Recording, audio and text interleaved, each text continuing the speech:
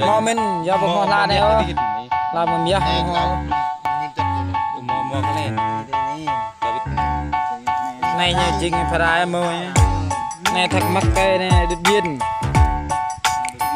cây đứt biên mình thắc mắc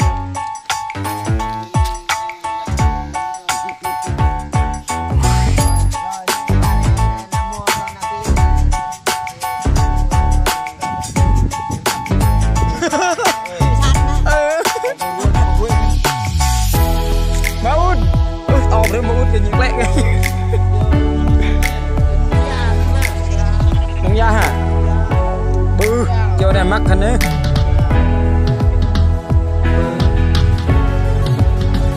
mà bên á ra bên này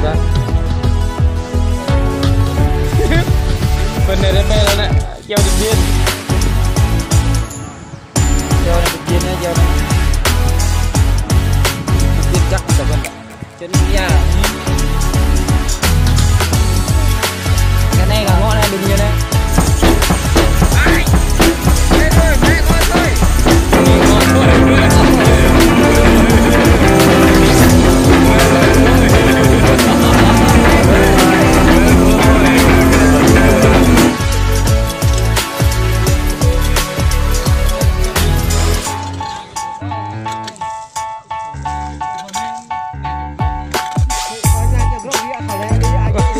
nhà giờ group luôn á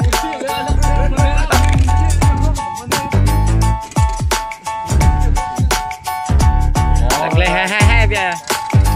thứ cà phê này nè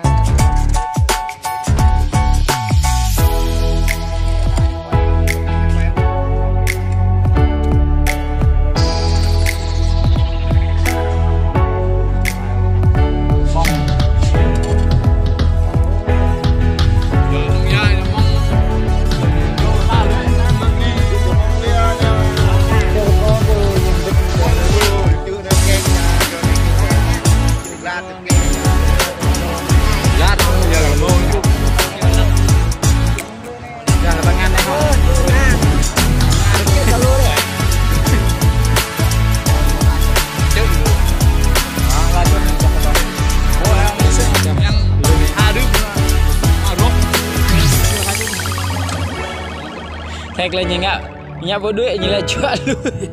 nhiều cái nó kia vô đuổi lên cho vô đuổi lên nó vô đuổi em ấy ai du tao vô đuổi rồi